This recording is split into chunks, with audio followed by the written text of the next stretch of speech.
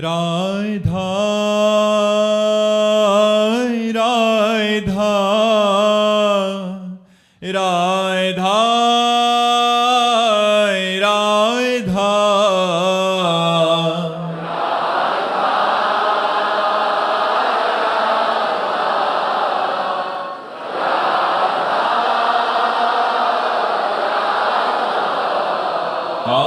राधा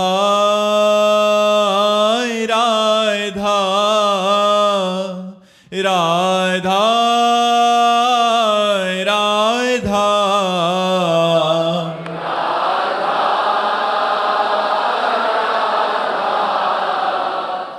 राधा राधा श्री राधा वल्लभ लाल की समस्त संत हरि भक्तन की श्री वृंदावन धाम की सतगुरुदेव भगवान की। ऋषभ अग्रवाल जी। राधे राधे महाराज जी। महाराज जी, भगवत गीता में बताया है कि मुक्ति का मार्ग वैराग्य से होकर जाता है। महाराज जी, एक ग्रस्त होते हुए मैं नाम जप के साथ साथ संसार का त्याग किए बिना अपने जीवन में कैसे वैराग्य को साध सकता हूँ? देखो, जैसे गृहस्थ हो तो काम सताए तो अपनी पत्नी, धर्म पूर्वक अपनी पत्नी का सहवास करना गृहस्थ के लिए धर्म है, पाप नहीं है। लेकिन वही गृहस्थ उसी काम से प्रेरित होकर जब दूसरे की स्त्री की तरफ दृष्टि डालता है तो दृष्टि डालना मात्र ही उसके लिए पाप बनने लगता है। हमको वैराग्य करना दूसरी स्त्रियों से, सब में जननी का भाव, पूज्य भाव। दूसरी बात, गृहस्थ में आवश्यकता होती है धन की। यदि हमें धन चाहिए तो हम यदि नौकरी करते हैं तो ईमानदारी से हम अपनी पेमेंट भर में अधिकार रखें, घूस न लें, बेईमानी ना करें, अधर्माचरण से धन न कमाएं। तो आपकी सत्य की कमाई जो सरकार दे रही है भले आप बहुत थोड़ी है, लेकिन आपके परिवार को स्वस्थ रखेगी और उससे भगवान की प्रियता बढ़ेगी। मानते हैं आप गाड़ियों में नहीं चल सकते, लेकिन आपका हृदय शीतल रहेगा, आप निर्भय रहेंगे, आप निश्चिंत रहेंगे, भगवान का भरोसा जागृत हो जाएगा। और बेईमानी, घूसखोरी ये आपके परिवार को बिगाड़ देगी। जीवन भर आपको जलना पड़ेगा, जीवन भर अशांति आपको सहनी पड़ेगी और परलोक भी आपका बिगड़ जाएगा। तो गृहस्थ धर्म में वैराग्य रुपये से नहीं करना, अधर्म के रुपये से वैराग्य करना है। अधर्म का 1 करोड़ मिल रहा हो और धर्म का 100 रुपया, तो 100 रुपये की तरफ हाथ बढ़ाओ। वो 100 रुपया करोड़ों से भी बढ़कर होगा, तुम्हारे परिवार को स्वस्थ रखेगा, शांति प्रदान करेगा, हृदय में शीतलता प्रदान करेगा, भगवत भक्ति प्रदान करेगा। इसलिए चाहे व्यापार हो या नौकरी हो या कोई भी कार्य हो, यदि ईमानदारी से भगवान को साक्षी करके आप अपनी नौकरी का कर्तव्य, अपने व्यापार का कर्तव्य, अपनी किसानी का कर्तव्य करते हैं और उससे धन कमाकर परिवार और साधु सेवा, अतिथि सेवा करते हैं, तो आपके लिए और वैराग्य की आवश्यकता नहीं है। आप अपने परिवार को भगवान की सेवा मान करके, धर्मपूर्वक धन कमाकर, धर्मपूर्वक भोगों को भोग कर, भगवान का नाम जप करते हुए भगवत प्राप्ति कर लेते हैं। गृहस्थ धर्म में वैराग्य का स्वरूप ये नहीं कि घर की सब सामग्री हटा दें, कपड़े लत्ते हटा दें, परिवार वालों से बोलना बंद कर दें, नौकरी छोड़ दें, ये वैराग्य नहीं है। वैराग्य है अधर्म का त्याग करने के लिए। विरक्त के लिए अलग मार्ग है, गृहस्थ के लिए अलग मार्ग है। तो गृहस्थ का वैराग्य है अधर्म पूर्वक जो चेष्टाएं हैं, जो धन है, जो बातें हैं, उनका हम त्याग कर देते हैं और धर्मपूर्वक विषयों का सेवन करते हुए भगवान को प्राप्त हो जाएंगे। आप निश्चित समझ लीजिए। तो गृहस्थ में ऐसे वैराग्य की आवश्यकता नहीं कि लंगोटी लगाकर हम घर द्वार छोड़ करके बाहर भागें। नहीं, हिम्मत करके नाम जप करते हुए अपने परिवार का पोषण करो, अपने राष्ट्र की सेवा करो। जो समाज सेवा मिली है वो भगवान की ही सेवा मिली है, ऐसा मानकर करो। रूपा जी, राधे राधे महाराज जी। महाराज जी, सच्चे संत के दर्शन से क्या क्या लाभ है महाराज जी? हमारे अंदर कुछ परिवर्तन आते हैं? जी, सबसे पहला हमारी श्रद्धा और विश्वास पर फल की प्राप्ति है। संत समागम के प्रति हमारी विशेष श्रद्धा होनी चाहिए। भवानी शंकरो वंदे श्रद्धा विश्वास रूपिणो याभ्याम विना न पश्यन्ति सिद्धा स्वांतः स्तमीश्वरम। हृदय में विराजमान परमात्मा है, पर बिना श्रद्धा विश्वास के इतने नजदीक है, हम उसका अनुभव नहीं कर सकते। ऐसे संतों पर हमारी पहले श्रद्धा और विश्वास होना चाहिए। जैसे एक दोहे में कहा, संत मिलन को चालिए तज माया अभिमान, ज्यों ज्यों पग आगे बढ़े कोटिन यज्ञ समान। यदि संत मिलने के लिए हम चले और अपनी मैं और मोर तोड़ते माया इसका त्याग करके, देहाभिमान का त्याग करके अत्यंत दैन्य भाव से अहोभाग्य बनाते हुए कि आज मुझे भगवान के प्रेमी संत का दर्शन होगा, आज मेरा जीवन धन्य हो गया क्योंकि परम लाभ मिला, मुझे संत समागम मिला। उमा संत समागम शम न लाभ कछुआन। ओहो, भगवान हम पर कृपा किए, अब मोहि भाव भरोस हनुमंता, बिन हरि कृपा मिले नहीं संता। आज भगवान की विशेष हमारे ऊपर कृपा है। ऐसे भाव में भरा हुआ संत के सामने गया, साष्टांग लौट गया। ओ, आज तो भगवान के ही दर्शन हो गए, आज तो मैं कृतकृत्य हो गया। तो सबसे पहला कार्य होगा, संत दरस जिम पातक टरई। उसके किए हुए पुराने पाप भस्म होने लगेंगे। अब संत जब जिस पर प्रसन्न होते हैं तो आज्ञा और उपदेश करते हैं। श्रद्धा और विश्वास प्रबल होने के कारण वो संत आज्ञा और उपदेश पर ध्यान देता है। संत आज्ञा शास्त्र सम्मत भगवत प्राप्ति के लिए ही करते हैं। जो ही वो उनकी आज्ञा का पालन शुरू करता है तो आसुरी संपदा नष्ट होने लगती है, दैवी संपदा प्रकाशित हो जाती है। अहंकार, मोह, काम, क्रोध ये सब आसुरी संपदा है। निर्भय, निशंक, निशोक, निश्चिंत, भगवान का पूर्ण भरोसा, दैवी सद्गुण, परोपकार, ये सब आने लगते हैं। कुछ समय बाद यदि वो संत समागम चलता रहा तो स्वयं संत बन जाता है, वो स्वयं भगवत स्वरूप को प्राप्त कर लेता है। संत समागम का फल है जहाँ संत स्थित हैं वहाँ हमारी स्थिति हो जाए, अर्थात श्री भगवान में स्थिति हो जाए। हाँ, अब दूसरी बात, कल्पतरु और संत एक हैं। जैसे कल्पतरु के नीचे हम जाकर के कुछ मांगे तो वही मिलेगा, तो अगर हम संत के पास कोई कामना लेकर आ रहे हैं और बड़ी श्रद्धा विश्वास है तो आपकी कामना की पूर्ति हो जाएगी, क्योंकि वो भगवान के निज जन है। भगवान की कृपा से आपकी कामना पूर्ति हो जाएगी। यदि निष्काम भाव से, भगवत भाव से अहोभाग्य मनाकर, दैन्य होकर संत समागम किया जाए तो संत समागम का सीधा फल है भगवत प्राप्ति। संत संग अपवर्ग कर कामी भवकर पंथ। कामी पुरुष का संग जैसे सीधा आवागमन चक्र में डालता है, ऐसे संत का सत्संग सीधे मोक्ष पदवी पर स्थित कर देता है। यदि हम उनकी बात पर श्रद्धा और विश्वास करके साधना प्रारंभ कर दें तो हम भी संत हो जाएंगे। वेश नहीं, स्थिति संत की आ जाएगी। दीपक जी, राधा वल्लभ श्री हरिवंश महाराज जी, आपके चरणों में कोटि कोटि प्रणाम। महाराज जी, भगवत मिलन में कौन बाधा बनता है? अहंकार। भगवत मिलन में सबसे बड़ी बाधा है अहंकार। विमूढ़ात्मा कर्ताहमिति मन्यते।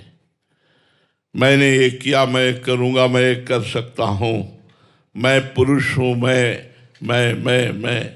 ये अहंकार जब तक है तब तक भगवान से मिलन नहीं होता। और यही अहंकार जब गलित होकर दैन्य भाव में बदल जाता है तो भगवान कण कण में है ऐसा उसको अनुभव में आने लगता है। ये देहाभिमान ही भगवान की प्राप्ति में बाधक है। भगवत रसिक जी महाराज हमारे बड़े सिद्ध महापुरुष हुए, उन्होंने लिखा, विद्यारूप महत्व कुल धन जौवन अभिमान सटकंटक देखे जहाँ रहे न भक्ति निदान। रहे न भक्ति निदान स्वांग सब नगर नारी के विषयन हाथ बिकाए नहीं रिझवन भतारी के। मैं विद्वान हूँ, मैं धनी हूँ, मैं महत्वान हूँ, मैं कुल में जो घमंड है, जो अहंकार है, वो भक्ति नहीं आने देता। और जब भक्ति नहीं आती तो जैसे वैश्या श्रृंगार करती है पर पुरुष को रिझाकर धन लेने के लिए, ऐसे वो भक्ति का नाटक करके दूसरों को रिझाकर धन लेने की बात सोचता है, ना कि वो रिझवा भरतारी को। भरतार कहते हरि को, वो हरि को नहीं रिझा सकता है। तो इसलिए ये जो अहंकार है, अपबल तपबल और बाहुबल, चौथो बल है दाम। सूर किशोर कृपा ते सब बल हारे को हरिनाम। सुनेरी मैंने निर्बल के बलराम। जो अपने को दैन्य भाव में ले आया और भगवान के बल से सब कार्य होते हैं, वही भगवत प्राप्ति कर पाता है। भगवत प्राप्ति में देहाभिमान बहुत बाधक है। उनकी कृपा के बिना नाम जप नहीं सकते, उनकी कृपा के बिना आप यहाँ आ नहीं सकते वृंदावन, उनकी कृपा के बिना आप सतमार्ग में चल नहीं सकते। जब हम कृपा को देखते हैं तो अहंकार नष्ट हो जाता है, और जब अहंकार को देखते हैं तो कृपा ढक जाती है। कृपा ढक जाने के कारण अहंकार का फल मिल सकता है लेकिन भगवत प्राप्ति नहीं हो सकती। तो सबसे बड़ी बाधा है ये अहंकार। देखो, दंडकारण्य के ब्रह्म ऋषियों के समान कौन तपस्वी होगा? जहाँ राक्षस लोग ऋषियों को ऐसे खा जाते हैं जैसे गाजर मूरी, वहाँ वो रहकर तपस्या कर रहे हैं, लेकिन उनको अहंकार है, मैं तपस्वी हूँ, मैं ब्रह्म ऋषि हूँ। तो भगवान नहीं गए उनके घर। लेकिन सबरी मैया को ये दैन्यता है कि मैं अधम नारी, क्या केवल मेरे ऊपर गुरुदेव की कृपा में किसी योग्य नहीं। तो भगवान सबरी जी के पास गए और उनके बेर पाए और सबरी जी को प्यार किया, दुलार किया। सबरी जी भगवान के सामने परम धाम को पहुँचती हैं। तो हमारे भगवान की प्राप्ति में सबसे बड़ा बाधक है अहंकार। संस्कृति मूल शूल प्रद नाना सकल शोक दायक अभिमाना। ताते करें कृपा निधि दूरी सेवक पर ममता अति भूरी। भगवान सेवक पर बहुत दुलार करते, इसलिए उसके अहंकार का नाश कर देते हैं। अहंकार का नाश होते ही भगवान की प्राप्ति हो जाती है। वैष्णव जी महाराष्ट्र से। राधे राधे महाराज जी। महाराज जी, जीवन में धर्म अर्थ काम मोक्ष का अर्थ और महत्व क्या है? बिल्कुल बिल्कुल बिल्कुल महत्व है। देखो, सबसे पहले है धर्म, फिर है अर्थ, फिर है काम, फिर है मोक्ष। ये हमारे चारों पुरुषार्थ हैं। हम धर्म पूर्वक अर्थ कमाए। अब ये कौन ध्यान देता है धर्म पूर्वक अर्थ कमाए? हम अपने धर्म से अर्थ कमाए, ऐसी भावना हमें लगता है बहुत कम होती जा रही है। भावना बढ़ती चली जा रही है वासना की तरफ। तो ये हमारा पुरुषार्थ नहीं। हमारा पुरुषार्थ पहला है धर्म। धर्म पूर्वक धन कमाना, धर्म पूर्वक भोग भोगना, धर्म पूर्वक संग्रह करना। तो लिखा आगे है अर्थ। धर्म से बंधा हुआ अर्थ होना चाहिए। अगर धर्म से हटा हुआ अर्थ है और तो उससे पिशाचमयी कामनाएं उत्पन्न होंगी और तुम्हें नरक मिलेगा। अगर धर्म से युक्त धन है तो उससे सही कामनाएं होंगी और वो कामनाएं मोक्ष की तरफ आपको ले जाएंगी। इसलिए सबसे पहला है धर्म, धर्म द्वारा कमाया गया अर्थ, अर्थ के द्वारा धर्म पूर्वक कामनाओं की पूर्ति और अंत में मोक्ष की प्राप्ति। ये 4 पुरुषार्थ हमारे शास्त्रों में वर्णन किए गए हैं। आयुष जी महाराष्ट्र से। राधे राधे महाराज जी। महाराज जी, जब किसी अपने से ही विश्वासघात होता है तब मन में बदला लेने का भी भाव आता है और उसे क्षमा करने का भी। ऐसी स्थिति में सही धर्म क्या होता है? हमें तो बहुत अच्छा लगता है, कोई विश्वासघात करे तो अच्छा लगता है कि पिंड छूटा है यार। हम फंसे थे कि ये मेरा है, हम जी जान से चाहते थे कि ये मेरा है, इसने अपना असली रूप दिखा दिया। नमस्कार, न राग न द्वेष, चल तू समझ गया। कबीरा खड़ा बाजार में, सबसे पूछे खैर, ना काहू से दोस्ती ना काहू से बैर। प्यार करेगा तो फंसा लेगा, दगाबाजी करेगा तो फंसाएगा नहीं। दगाबाजी करेगा हमारे साथ तो हमारा मन फंसेगा नहीं। अगर हमसे प्यार किया तो हम फंस सकते हैं। तो संसार में अगर कोई दगाबाजी करे तो उसे धन्यवाद देना चाहिए कि भैया बहुत जल्दी आपने अपना स्वरूप प्रकाशित कर दिया, इसलिए राधे राधे। आप अपने मार्ग में जाओ, हम अपने मार्ग में जाते हैं भगवान की तरफ। और जो विश्वासघात करता है, दगाबाजी करता है, वो दुख भोगता है और आपको भगवान सुख प्रदान करेंगे। ना उससे बैर करो, ना बदला करो, भगवान की कृपा बनाओ कि इसकी असलियत खुल गई। जिसको मैं अपना मानता था या मानती थी, वो ऐसा निकला, बहुत बड़ी कृपा हुई कि बहुत जल्दी पोल खुल गई। जा भैया तो अपने रास्ते जा, हमारा कोई संबंध नहीं। मुझे तो ऐसा लगता है ना वैर करे ना विरोध करे, उसका त्याग कर दे। जो विश्वासघाती है वो बहुत बढ़िया कृपा की कि अपना परिचय दे दिया। नहीं, लंबे समय तक मैं धोखे में बना रहता, बहुत जल्दी उसने अपना परिचय दे दिया। राधे श्याम, तू अपने मार्ग में जा भैया, भगवान तेरे पर कृपा करे, पर मैं आज से आपसे संबंध नहीं रखता। ऐसा भाव रखना चाहिए। कुछ दिन बाद फिर माफी मांगे, एक मौका और दे दो, दे देना चाहिए, दे देना चाहिए। अगर एक बार गलती हुई है तो एक बार बड़े बड़ों से गलती हो जाती है। ऐसा होता है, चूक हो गई, जीवन में दोबारा नहीं करूंगा, तो एक बार चांस देना चाहिए। अगर दोबारा भी हो जाए तो समझ लेगी ये सुधरने वालों में नहीं है, फिर तो उसे छोड़ देना चाहिए। एक बार किसी से भी कोई बड़ी गलती हो सकती है, इसलिए हमारी प्रार्थना है एक बार गलती को क्षमा करना सीखें। किसी की भी गलती को एक बार क्षमा। कई बार ऐसे अच्छे पुरुषों से गलती हो जाती है जो पश्चाताप करते हैं कि एक बार मुझे अगर अवसर मिले तो मैं अपनी कमियों को छोड़ करके अच्छा बन सकता हूं। एक बार मुझे एक बार अवसर मिलना चाहिए तो जरूर देना चाहिए, ऐसा अवसर जरूर देना चाहिए, क्षमा करना चाहिए, उसे फिर अवसर देना चाहिए। फिर अगर वो ऐसा करता है तो सदा सदा के लिए त्याग देना चाहिए। नरेंद्र कास्ट जी भीलवाड़ा से। राधे राधे महाराज जी। महाराज जी, शास्त्रों में एक जगह कहा गया है कि भाव कुभाव अनक आलसहूं, नाम जपत मंगल दिसि दसहूं। एवं दूसरी बात ये भी सुनने में आती कि भाव बिनु सुनी पुकारे मैं कभी सुनता नहीं। प्रभु के द्वारा कभी बिना किसी भाव के नाम जब चले तो क्या दूसरी बात लागू होगी? क्या भगवान नहीं सुनेंगे? नहीं, अलग अलग जगह की बात को अलग अलग जगह ही रखा जाए तो अच्छा रहेगा। जब हम नाम महिमा की बात करते हैं तो उसमें उसका प्रभाव है। जैसे अग्नि में दाहिका शक्ति है, वो जलाती है, तो हम भाव से छुएं तो जला देगी, कुभाव से छुएं तो जला देगी, धोखे से छू जाए तो जला देगी, कोई दूसरा छुआ दे तो जला देगी, क्योंकि उसमें जलाने की शक्ति दाहिका शक्ति है। जैसे विष में मारण शक्ति है, प्यार से पिए तो मर जाएंगे, क्रोध से पिए तो मर जाएंगे, धोखे से पिए तो मर जाएंगे, कोई पिला दे तो मर जाएंगे, क्योंकि उसमें मारण शक्ति है।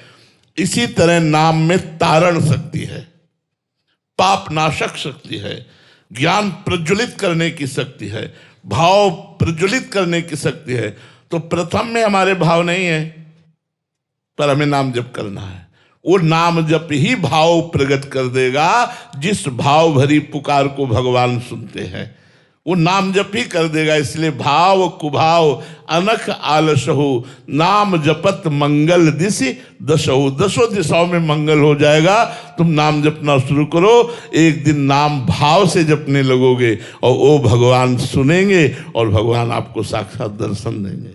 महाराज जी, आप कहते हो कि ब्रजवासी मेरे आराध्य हैं, ब्रजवासी मेरे प्राण हैं, ब्रजवासी मेरे हृदय हैं। तो महाराज जी, मैं ब्रजवासियों के हित के लिए श्रीधाम वृंदावन की 21 दंडवत परिक्रमा कर रहा हूँ। मेरा उद्देश्य है ब्रज क्षेत्र मांस मदिरा से मुक्त हो जाए। इसके लिए मैं कर रहा हूँ 11 दंडवत पूर्ण कर चुका हूँ भगवान की कृपा से, एक एक कर। इसके बाद मुझे 10 दंडवत और करनी है, 9 जल फल के साथ और आखिर वाली 1 जल के साथ। मैं आपसे ये निवेदन करने आया हूँ कि यहाँ पर जितने भी रसिक संत हैं हमारे वृंदावन में और जितने भी कथावाचक हैं जो हमारे ब्रज की लीलाएं बता रहे हैं, उनसे मैं ये निवेदन करने आया हूँ कि आप हमारे प्रदेश के जो मुख्यमंत्री हैं वो भी एक संत हैं, तो उनसे आप निवेदन कर दीजिए कि हमारे ब्रज से मांस और मदिरा के लाइसेंस निरस्त कर दिए जाए। क्योंकि महाराज जी, मैं रात्रि में परिक्रमा लगाता हूँ, हरिवंशी परिक्रमा लगाती है माता बहन, शराबी जगह जगह पर बैठकर अभद्रता करते हैं, गाली गलौच करते हैं, तो भगवान के नाम की जगह पर गाली सुन के जाती हैं। ये बच्चा हमें लगता है, आप तो शायद सुने नहीं होंगे, आपने सुने होंगे। ये हमें लगता है 1-1.5 वर्ष पहले हमने प्रार्थना की थी कि हमारे वृंदावन और मथुरा मंडल ब्रज 84 कोष में मांस ना बिके और मदिरा ना बिके।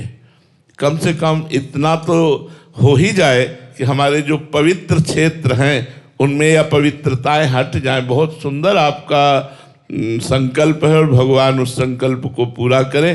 पर बच्चा, इसमें हमारा कोई बस नहीं काम कर सकता। हमने कहा था और वो वीडियो भी पड़ा था, पर लेकिन हमारी बात तब जब मानी जाए तब बात हो सकती है।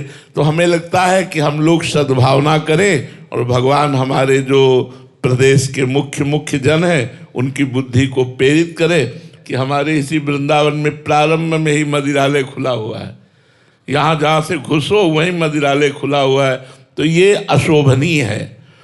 जो वृंदावन प्रिया प्रीतम की रास भूमि है, जो ब्रज 84 कोष हमारा एक एक कण बंदनी है, वहाँ मांस बिके, अंडा बिके, शराब बिके, ये तो बहुत निषिद्ध बात है।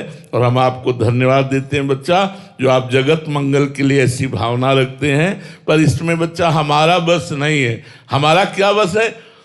हम एक एक व्यक्ति को शराब छुड़ाने की कोशिश कर रहे हैं। हम आपकी बुद्धि पर लड़ सकते हैं, हम आपसे हाथ जोड़कर प्रार्थना कर सकते हैं कि आप शराब पीना बंद करो, आप मांस खाना बंद करो, आप गंदे आचरण बंद करो। देखो, एक बात और बताए, यदि व्यक्ति का माइंड नहीं बदला तो मथुरा मंडल में शराब बंद हो जाने पर वो दिल्ली से इकट्ठा खरीद के लाएगा और घर में पिएगा कि नहीं पिएगा? तो हमारा मुख्य लक्ष्य है मनुष्य की बुद्धि को बदलना। अगर मनुष्य का माइंड बदल गया और वो भगत हो गया, कितने ऐसे भाई लोग हैं इसी में बैठे हुए जो पहले पीते थे और सत्संग सुनने के बाद छोड़ दिए। अब जब आप छोड़ दोगे तो दुकान खुली रहेगी, कोई फर्क नहीं पड़ेगा। और अगर आप नहीं छोड़ोगे तो दुकान में ताला लगने पर आप बाहर से ला करके वृंदावन में पियोगे। तो मुझे लगता है आप लोग हमारा सहयोग करें कि आप शराब ना पिएं, आप मांस ना खाएं, आप पराई बहन बेटी की तरफ गंदी दृष्टि ना रखें, तो आपका जीवन मंगलमय हो जाएगा। जी। दीप्ति शर्मा जी। राधे राधे महाराज जी। महाराज जी, आप कह रहे हैं कि आप भारतीय क्रिकेट टीम के खिलाड़ी हैं। पिछली बार आए थे तो पहली बार भारतीय टीम ने वर्ल्ड कप जीता महाराज जी। इस बार फिर से खेलने जा रहे हैं किसी कप के लिए, तो महाराज जी कह रहे हैं कि आपके ऐसा आशीर्वाद या कोई ऐसे वचन जिसके लिए मैं और मेहनत या बेहतर बनने। देखो, हम आशीर्वाद देने लायक तो नहीं है, पर हम प्रार्थना करने लायक हैं। प्रार्थना सबसे की जा सकती है। हम किसी के आशीर्वाद के मोहताज ना बने। हमारी बात पर ध्यान देना, अगर हमारा आशीर्वाद लेना चाहते हो। हम किसी के आशीर्वाद के मोहताज ना बने। अपने अभ्यास और संयम के द्वारा हम विजय श्री को प्राप्त करें। किसी का आशीर्वाद या श्राप हमारे मार्ग में कुछ बाधा या कुछ सहयोगी नहीं हो सकता। हमारे मार्ग में सहयोगी होगा हमारा अभ्यास, हमारी एकाग्रता, हमारा उल्लास, ये हमारा कार्य करेगा। अगर हम एकाग्र ना हो, हम अभ्यास ना करें, वो कहते भगवान की कृपा से गोली दुश्मन की छाती में लग जाएगी? नहीं, आपने अभ्यास किया है, उसका अभ्यास किया तो 1 सेकंड में शूट कर देंगे। हमारे ऊपर कृपा है कि हमें मनुष्य शरीर दिया, हमें बुद्धि दी, सब आशीर्वाद हमारे साथ है। हमको अभ्यास करना है। जिस खेल में लगो, जिस जान से उसका अभ्यास करो, एकाग्रता पूर्वक विषयों का त्याग करो, गंदी बातों का त्याग करो। अब देखो उन्नतिशील होते चले जाओगे। अगर आप थोड़ी सी विजय हुई, पार्टी मनाने लगे, भोगों को भोगने लगे, अभ्यास छूट गया, आप दूसरी बार हार जाओगे। आपका जीवन एक तपस्वी का जीवन है। आपका जीवन संपूर्ण भारत को सुख प्रदान करने वाला है। अगर कोई भी खिलाड़ी जीतता है तो खिलाड़ी का नाम पीछे होता है, पहले होता है भारत। और हम समस्त भारतवासी सुखी होते हैं कि हमारी टीम जीत गई, हमारी टीम जीत गई, हम जीत गए। जीते आप वहां और पूरे भारतवासी पटाखा छुटाते, आनंद मनाते कि हम जीत गए। तो आप सोचो आपका कितना बड़ा कर्तव्य है कि अगर आप अपने कर्तव्य और अभ्यास के और उल्लास के द्वारा लक्ष्य को वेध दिए तो पूरे भारत को खुश कर दिया। आप तो सुखी हो ही जाएंगे, पूरा भारत खुश हो जाएगा। तो इसलिए प्रमाद, व्यसन, व्यभिचार, इनसे बचकर अपने अभ्यास को बढ़ाइए और भगवान की कृपा से लक्ष्य को चूमिए, अपने लक्ष्य को प्राप्त कीजिए। निशा जी मुंबई से। राधे राधे महाराज जी। महाराज जी, क्या मोक्ष प्राप्ति सिर्फ ऐसे जीवों के लिए जिन्होंने कभी पाप नहीं किया, या हम जैसे जिनके पास नहीं, सबके लिए, सबके लिए, सब।